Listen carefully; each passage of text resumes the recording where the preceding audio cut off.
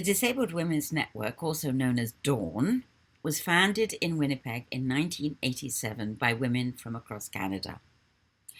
DAWN's vision was to bring attention to the special problems facing women with disability. It worked extensively to influence public policy and the inequities in the judicial system.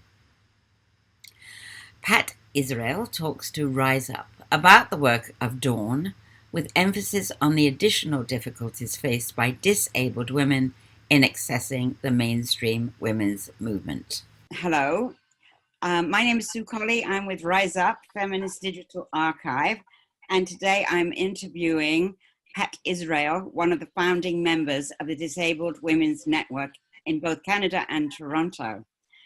And Pat is here to talk to us about a moment in the history of DAWN, as the Disabled Women's Network is known as, when women who were in the disabled consumer movement understood that they needed a independent women's organization.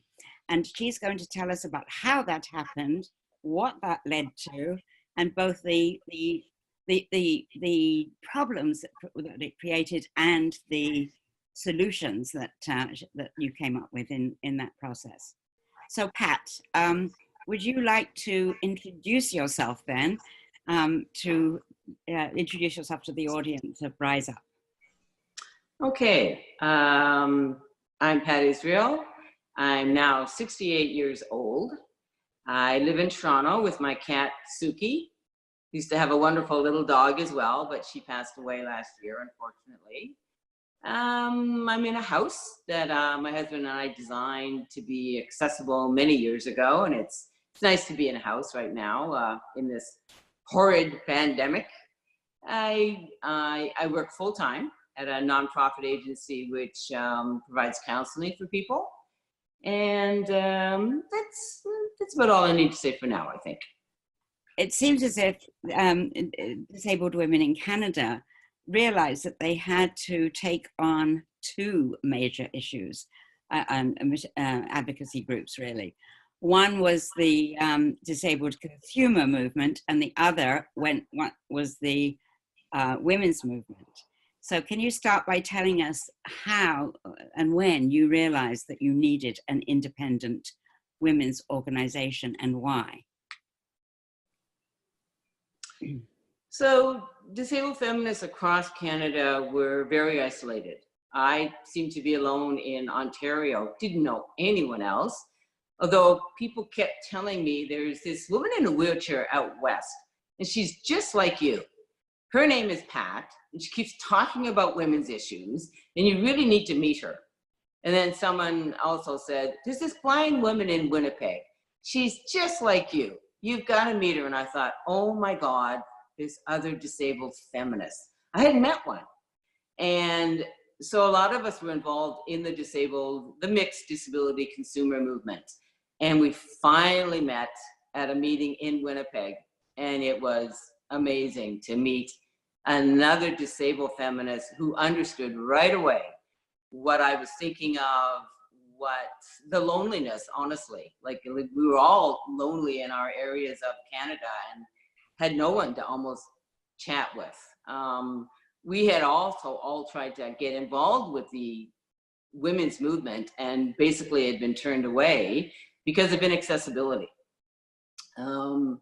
So as we got together within the disabled movement, we really felt that we needed our own movement because the disabled movement was not addressing our issues at all.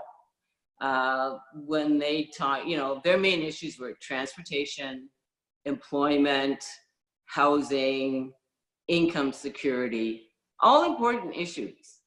But we were talking about that disabled women were dying. I mean, they were being assaulted, they had violence against them, even more than other women, and they couldn't even go in a shelter because the shelters were inaccessible, physically inaccessible, and staff also wasn't, used to us with, our different disabilities. So we had the whole issue of violence that we saw right away. And the regular movement didn't. They didn't see it as an issue. They didn't think they had to even address it.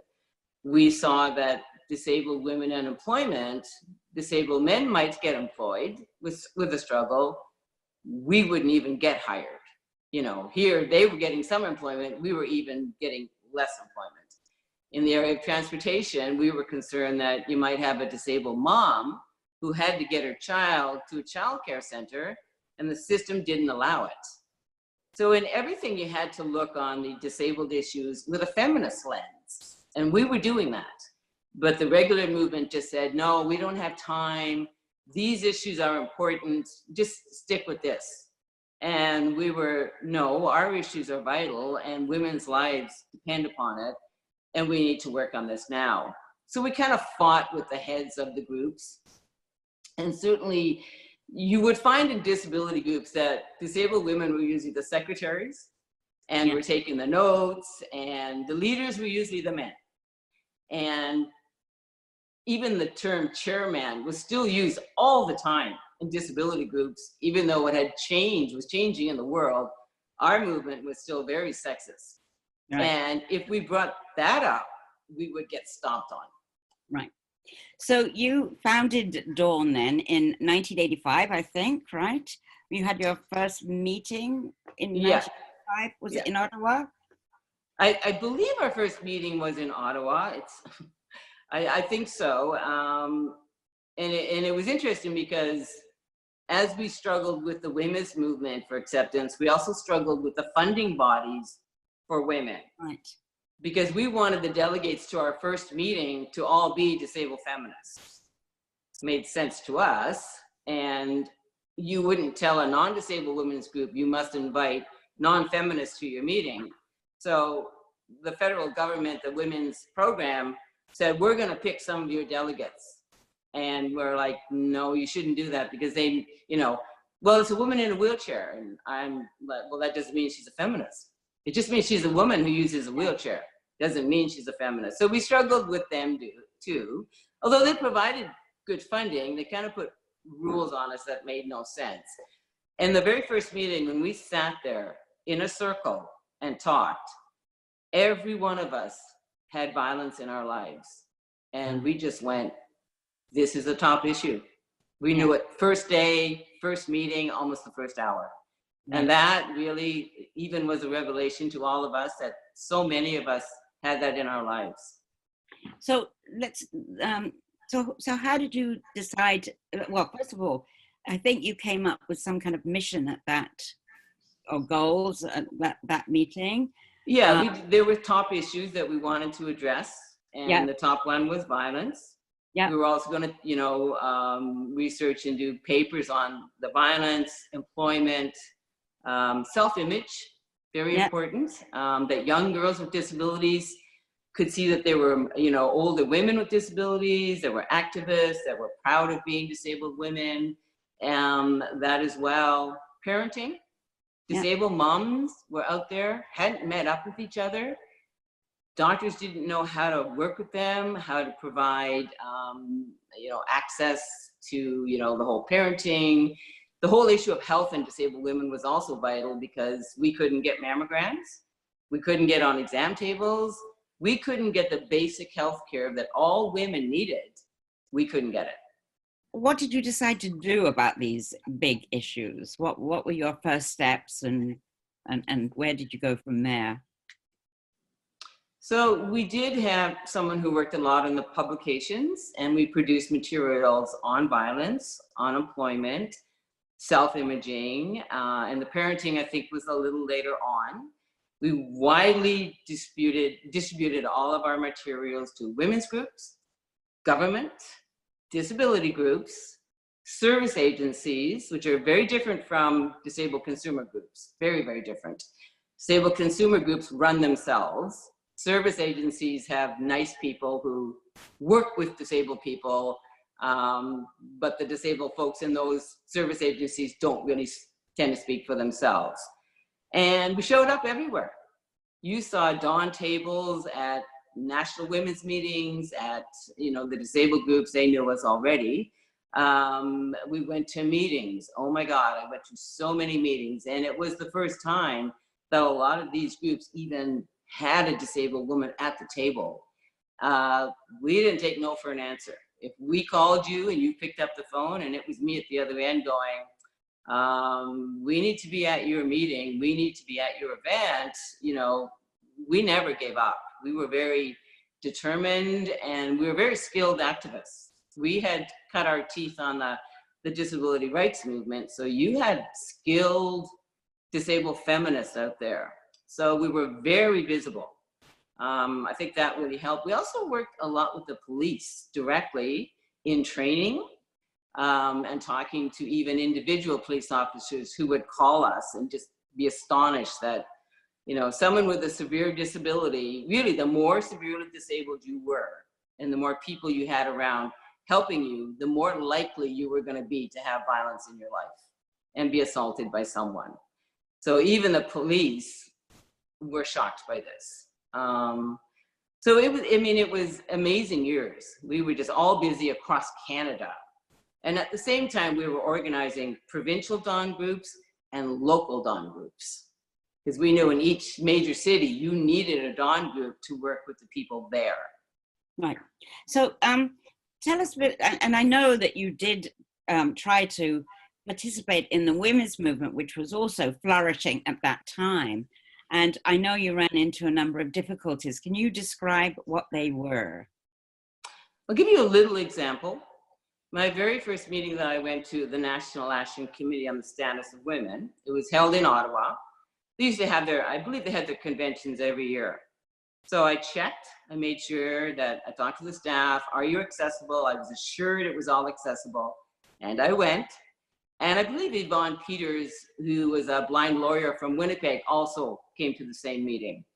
And I went to attend the very first plenary, and I opened the door to the meeting to go in, and there were 6 stairs to get down in that room where all the other women were sitting.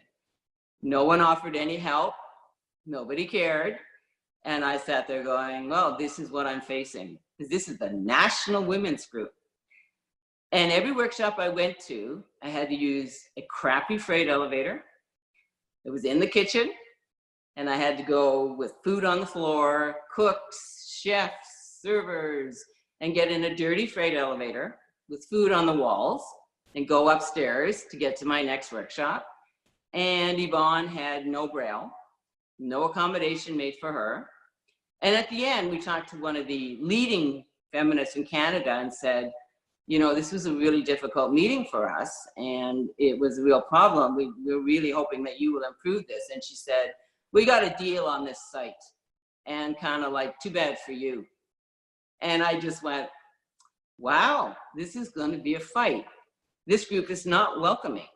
And so that's why we just continued. And we did produce, certainly at the provincial level, Dawn Ontario produced a really good publication on how to make your meeting accessible, and sent it to a lot of women's groups and other groups, so that you couldn't say you didn't have our information. We made it widely available.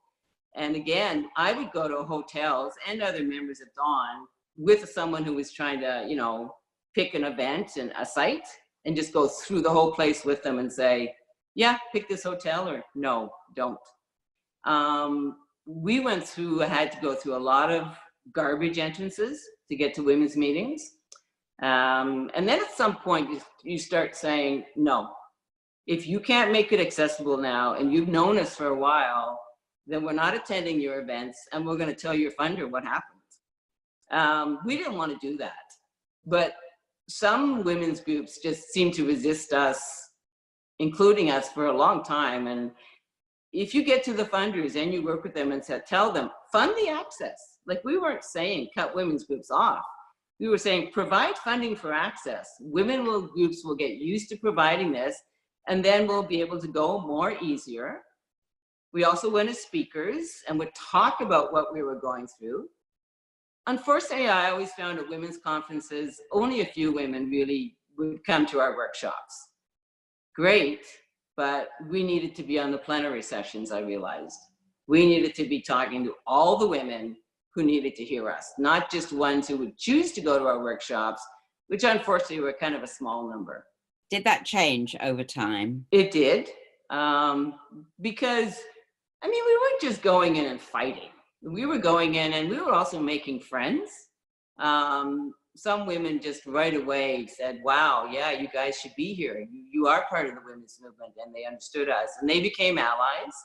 And I just think the more that you show up and you're there, people get to know you. When we would set up tables at International Women's Day, I mean, women would come to our table and some of them would cry.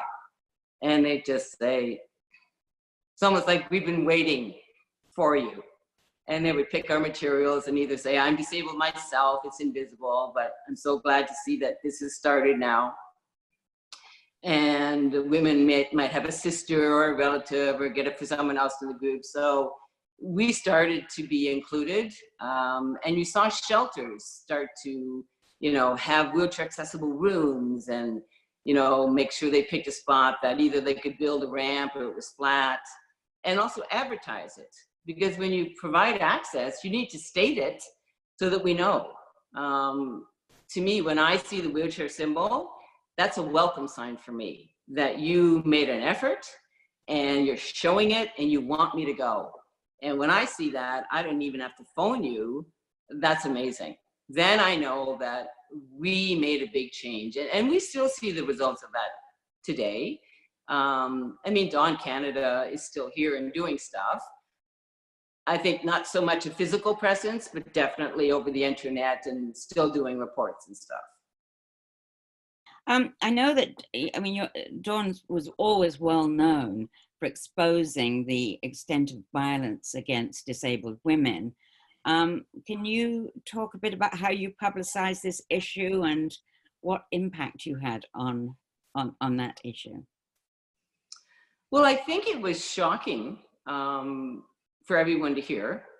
I mean, even we were surprised at our very first meeting to see how violence came out as the top subject. I don't think I thought that was going to be. So it was such an important issue that, you know, women's lives depended on it. Police would show up to a domestic situation where the man had beat up the disabled woman, but yet he was her caregiver. The police were talking to him first about her.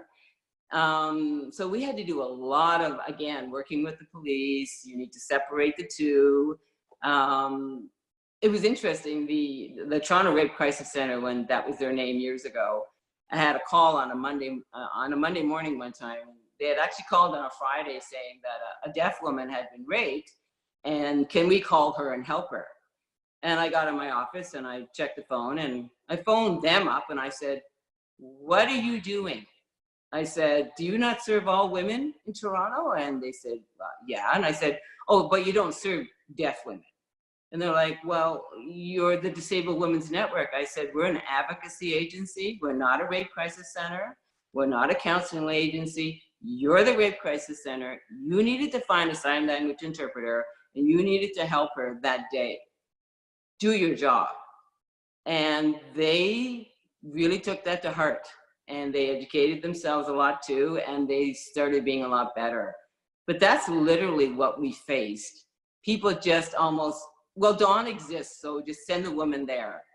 No, part of Dawn's reason was to make sure your group, if you were a cultural group or you were a group for, you know, queer women, that you made sure you were accessible and you were inclusive. We wanted to be part of the women's movement, but not separate from it.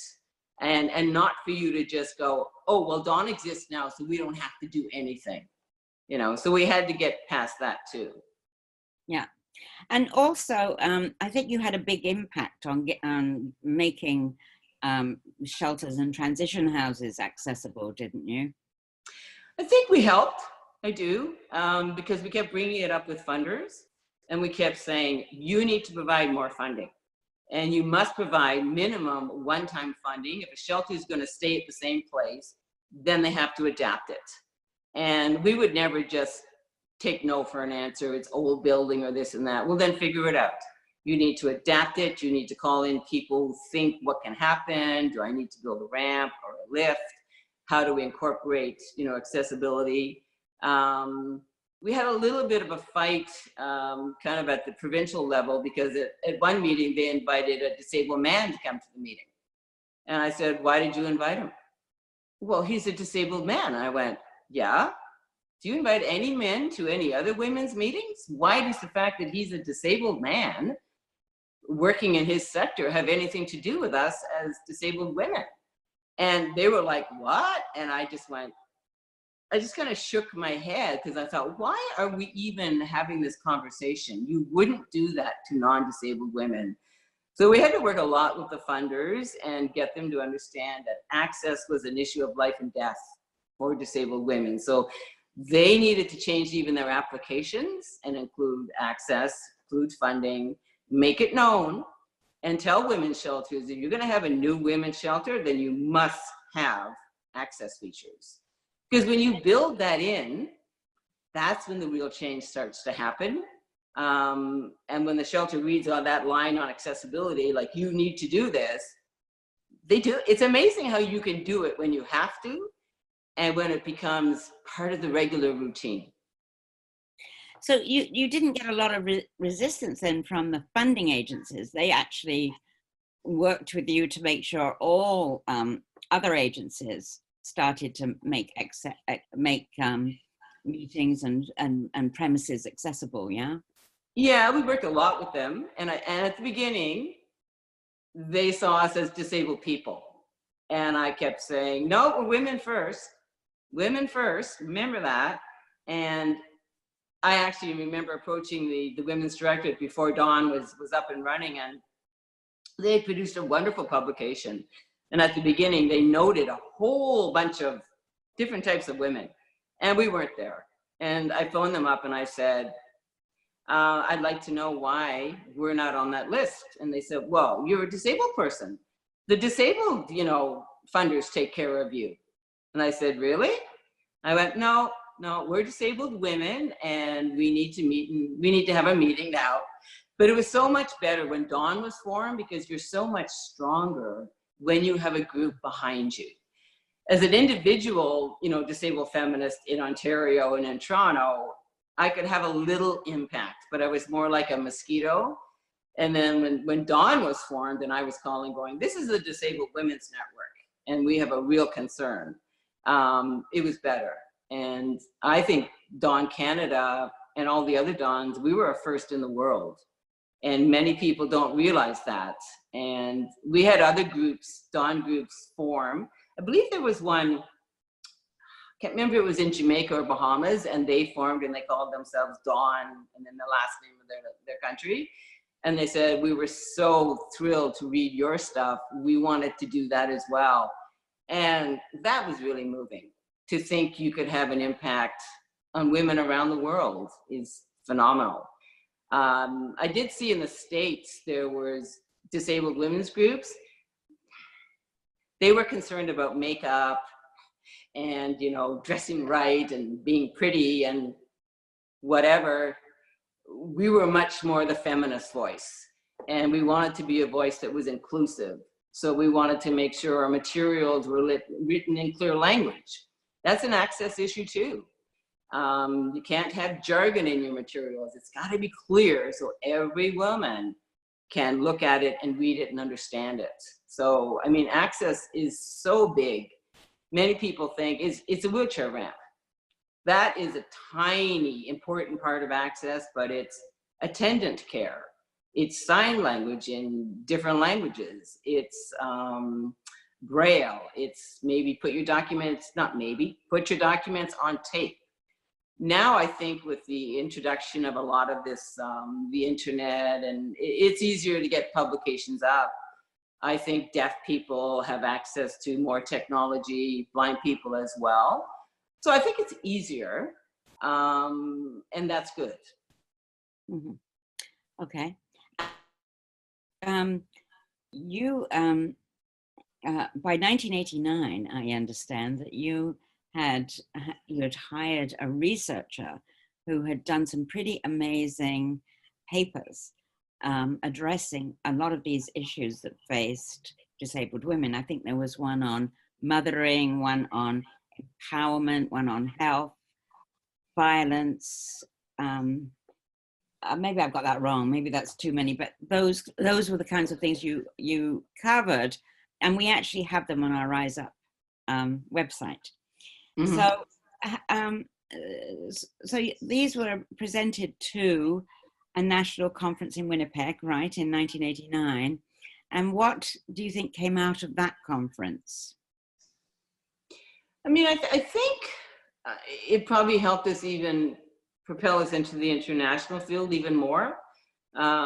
Eventually, we did some work with Disabled People's International and showed up at one of their conferences, which was interesting.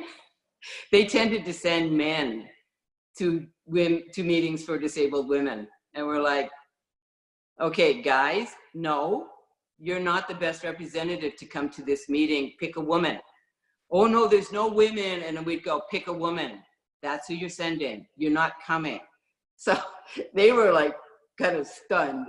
And we did go to the Disabled People's International meeting, and I wish they'd filmed it. It was good. It was a battle royale at times, but we got our point across very firmly.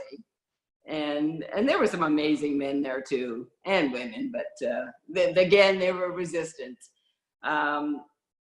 I think all that research really helped. There had been no research on disabled women because nobody cared to do it. No one saw us, I think, as important enough to do research. So we did our own.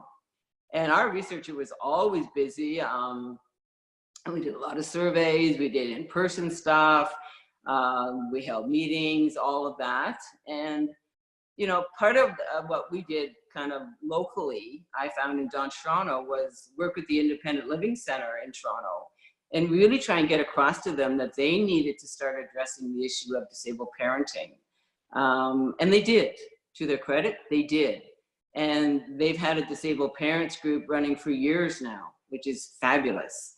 But before we came along and said, hey, disabled moms need to be connected to each other, and we had a great provincial conference, people weren't doing it.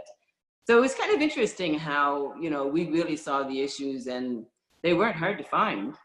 They weren't. The disabled women kind of across this land were so isolated and just didn't have great services. And even doctors and say breast screening centers, we worked with them as well. Because a breast screening center has to have staff who have to know how to get you in, position your wheelchair properly, lower the machine, maybe you move around a bit because of your disability, everything like that. And, you know, it's better now.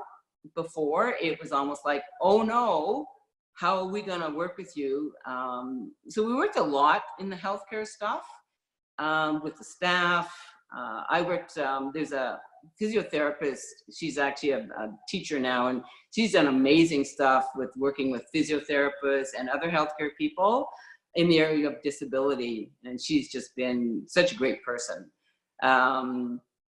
So I mean, these issues had just been sitting there and not addressed, and we took on the task with really a lot of vigor and determination, and we're so happy to see things progress and get good for disabled women. That was just so amazing. What do you think was Dawn's most important action or achievement in that period, 1970 to 1995, let's say? Probably to get the violence issue understood. That was probably a big one. I think when we began, people would have preferred that we shut up. It was a dirty issue. It was an issue especially the disabled almost movement didn't want to hear.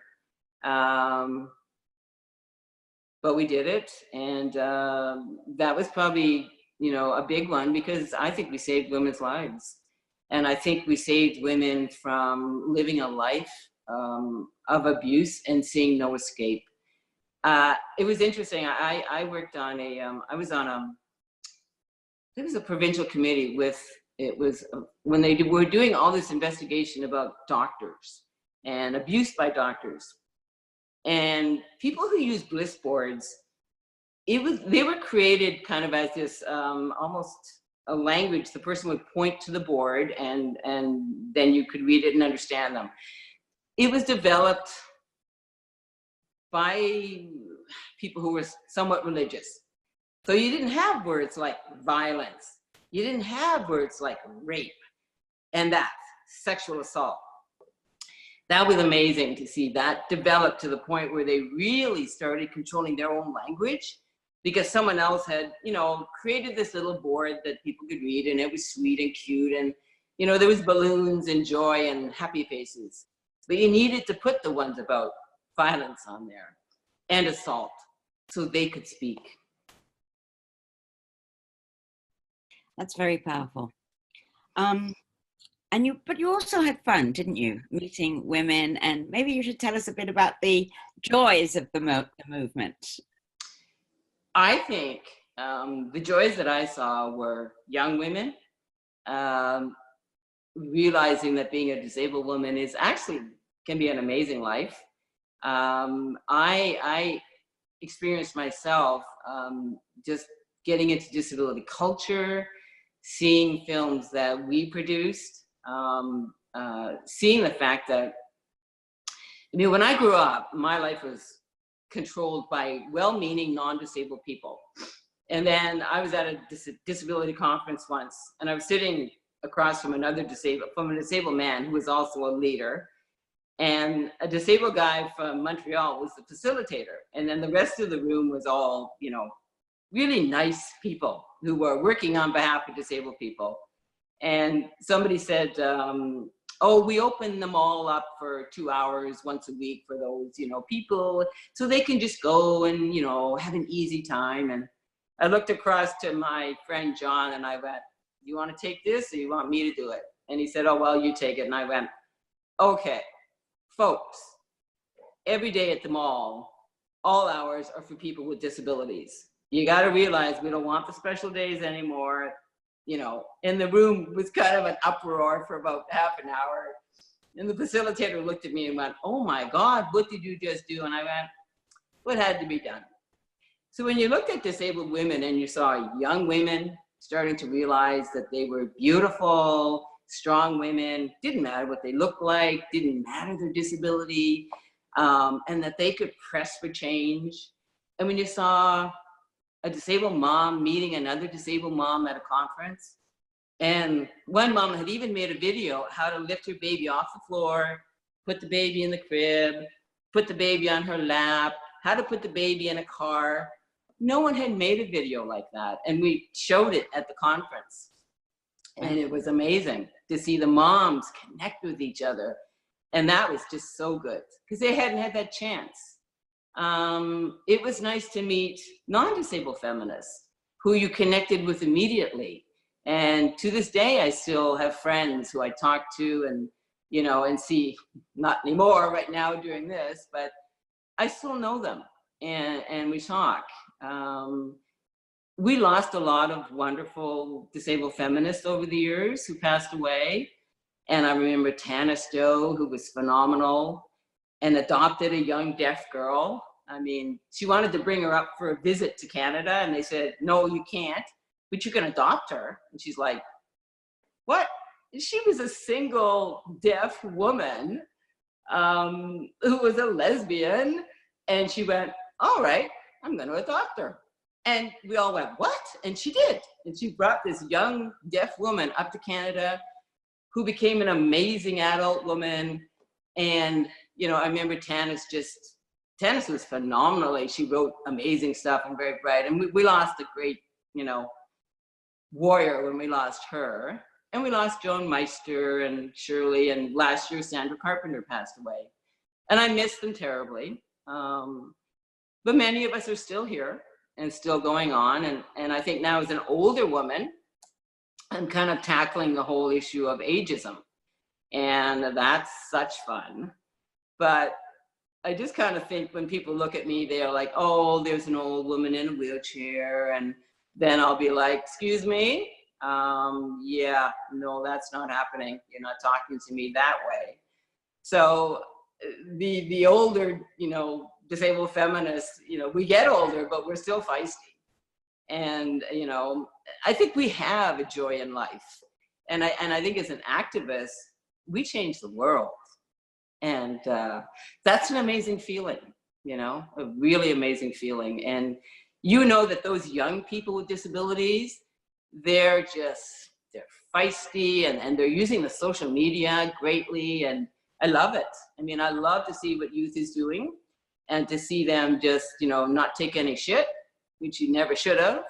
And that's great. So I think there is a lot of joy, and there's a lot of just such lived experience and expertise. So I hope people remember that, and don't just look at feminists who are getting older as like, oh, they're not very useful anymore. We're still very much the person we were.